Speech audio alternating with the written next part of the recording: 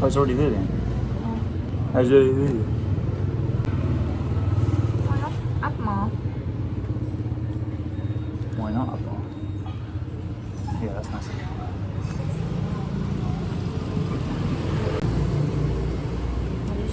So it's Saturday morning, we've had breakfast. Now it's time for a breakfast beer. And for Maya, it's time for breakfast too. Morning. While Mai eats, I'm going to talk about things I enjoy about Vietnam. And hopefully she's going to talk about things she enjoys about England. She realizes So I think number one would be the food, definitely. I mean, that's the thing everyone says, but the fact that you could get quite fresh, well, very fresh, healthy food for a very good price, very low price compared to England, anyway. It's incredible, and it just encourages you to have a very good diet. And I find like when I eat Vietnamese food, I don't feel like I have to have a snack or something. Like in England, for example, if I had breakfast, I would feel super full for about an hour, and then I'd feel like hungry straight away with a crash of energy. And with Vietnamese food, I find it's like keeping me on all day, with energy and making me feel, full until the next day to eat. So, interestingly, we just went for like Western style breakfast, and I feel really full and tired, mainly because I had loads of honey. But I wouldn't feel like that if I had like a bowl of pho or something. I feel like satisfied, but then I'd still be able to do normal stuff like go to the gym or start work and stuff like that. But I definitely found with Western food, the Western like breakfast I was having, I felt full for a very small amount of time, and then about 11 o'clock I would just feel really hungry and I'd have to eat something, and then at lunch I'd be eating. I'd end up eating like way more than I normally would. So yeah, that's the caveat of the food here, is you end up eating less, and it's enough. It just shows that I was eating way too much before. Number two would definitely have to be people. People here, very, very hospitable, very friendly, make you feel very welcome. Like her parents, almost immediately started calling me their son. Well, especially after we got married, mainly. But yeah, things like that. You feel very welcomed by everybody you meet. Obviously in restaurants and bars and stuff, yeah, definitely. But even just like your neighbours will try and invite you around for drinks and food, and even if they can't really speak English, that's happened to me before. But yeah, you just feel like you're part of everything. You don't feel like, you do feel like a foreigner, but you don't feel like a distant. What am I trying to say? Outsider, I guess, is the best way of saying it. Number three, I'm just riffing these off the top of my head, by the way. Number three, the weather. So obviously I'm from England, and we see about 2 or 3 days of sun a year. And in Vietnam, you have sun 80 to 90% of the time, even in rainy season, where we're in that right now. This is just like a random day that before 2 storms, basically, where it's not raining and it's like quite sunny. It's overcast a little bit, but it's basically keeping it quite cool. It's quite nice. So that's a big thing. And obviously, like throughout Vietnam, you have completely different little microclimates. So in the north, it's quite cold most of the time. Obviously, like right in the mountains, Sapa, stuff like that's quite cold. In summer days, it's really hot. Not really. But the whole temperature is usually lower. So in Da Nang, the temperature is basically 30 and above most of the year. And during rainy season, it's it can tend to be under 20 sometimes, maybe at night time and stuff. But yeah, it doesn't really get much colder than that. Whereas in Hanoi, it can get very cold. To like, what's the coldest you think? Hanoi? Coldest? 15. Yeah. So 15 would be like a nice day in England, which is quite funny. But because of the temperature, because you acclimatise the temperature, that feels really cold. So 15 would actually feel probably like minus something. In the past, sometimes it's under 10 degrees, and then all the students stay at home. But it's just in the past. Now the weather is climate change. Yeah. And then in Saigon, it's pretty much hot all the time. And the rainy season again, it drops a bit, but it tends to be hotter in the south, just because obviously they're close to the equator. And I think like Da Nang and central region and some other parts like on the curve of the south get a lot of winds from the ocean, whereas I don't think the bottom of the country gets it as much. I don't really know what I'm talking about, but I just feel like that's, yeah, with Saigon it's obviously like landlocked basically, so you're not really getting coastal winds, whereas we're on the coast here, we're literally there. So yeah, I definitely say that. And I think the sun, having more sun, like on your skin, getting more vitamin D, really like helps you, like, you know, your energy levels. It really helps, obviously, keep your skin clear. Because I had quite a bit of stuff. Well, I got something going on today, but I had quite a bit of acne, like adult acne, up until I was, well, since I moved here actually, since 28. And having the sun on my skin all the time definitely clears that away. Obviously, gives me a nice brown glow. Although at the moment I'm pretty pale. Yeah, and I think also the sun maybe suppresses your appetite a little bit, because if you live in cold countries, you feel that you need to eat all the time.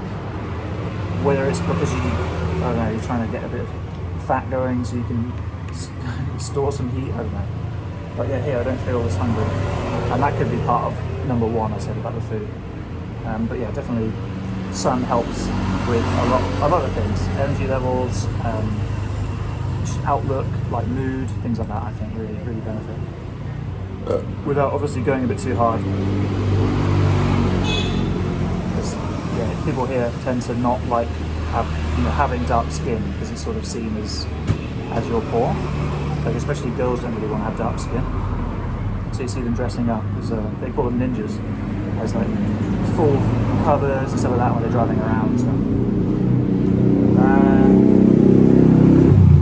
Number 4, I think convenience. So there's some things that I'm sort of accustomed to in England that are not as convenient here, but they're not necessarily things that you need. They're just sort of extra conveniences, if you know what I mean. Like they're not things you really necessarily need, but I feel like in Vietnam everything you need is very easy to get, or if it's not very easy to get, you need to find out, know someone who knows how to get things you need to get, etc.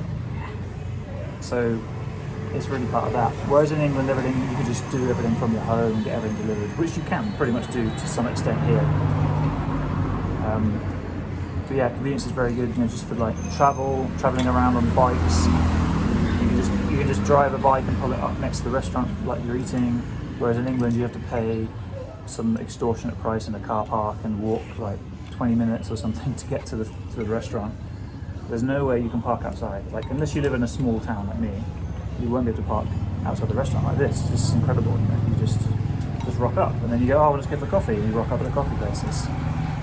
And it's very like easy going, and it sort of suits that lifestyle, especially in Da Nang, where you haven't really got to get anywhere in a rush. No one's really in a rush here, apart from maybe if you go into the city side, the traffic can get a bit crazy, but people don't get impatient when they're driving. They just sort of, I've never really seen any road rage here. Actually, I saw some old men swore at me one time. They called me Taimul, which is like stupid Westerner. But what was happening is they were driving on the wrong side of the road towards me, and they were both looking like around like this. And I had to beat because others going to crash into me, and it made them shit themselves a little bit. And then they were, oh, stupid Westerner. I was like, okay, that's obviously my fault, isn't it? But yeah, that's not even anything really. That's just I shocked them, I guess. So that's number 4. Actually, I don't know how many I'm going to do. I guess I'll just do 5. It's a nice round number. Number 5.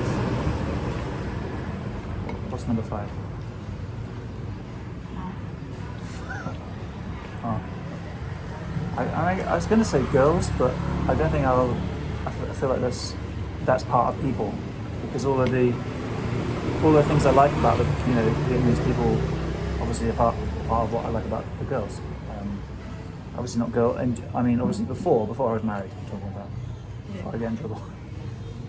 Number 5. I know you like Asian. Well, I like all girls. I'm not discriminative.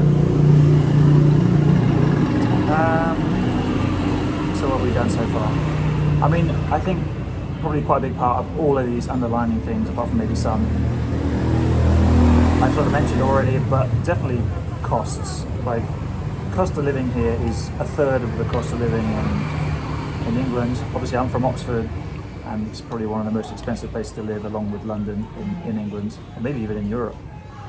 So rent here is a third of what I would pay, and you know, the quality is just as good or better. Like, the place we stay in has a swimming pool, has a private gym, and the gym's actually good and has free weights and there's a lot of stuff. A treadmill and a rowing machine and a bike. And the swimming pool has been a bit damaged recently because of the first typhoon we had, so it's not in action at the moment, but normally it's really good. It's nice to go on the roof and swim. We've got 2 bedrooms and we pay, I don't know what it is in pounds, £550 a month, I think, something like that. So also the landlords, during Corona, there's obviously not been as many tourists, or there's been no tourists here, and rent has become less competitive, so they've been putting the rent down. I think that's partly just to match up with other markets around, to sort of not lose us, but also just he's a really nice guy and just, you know, is willing to help people out. Like, we've always had a really good relationship, really good relationship with him. I'll just say like hello, that's all I can say to him. Because I usually go down Boonville. Yeah, she goes down and sells watermelons. And so yeah, rent, the cost of living, food, you could pretty much get by on, like, you know, most English teachers here I think earn between $1,000-$2,000, and that's more than enough to be very comfortable with a nice apartment. You go out, you know, get beers on the weekends. You pretty much can eat out every day for all meals if you wanted to. Like, we're tending to not do that at the moment as much just because of the weather. And because I think it works out healthier sometimes if you cook inside. But you And I could, like cooking. yeah. And I like her cooking because my cooking here is terrible. Yeah, so definitely costs. So yeah, these are like the main 5 things. There's a host of other things I could definitely go on about, and there's a load of things that I probably would prefer not to have, but I sort of got used to a lot of things now. I guess I'll do that in another video because this one's pretty long already. But yeah, cheers for watching.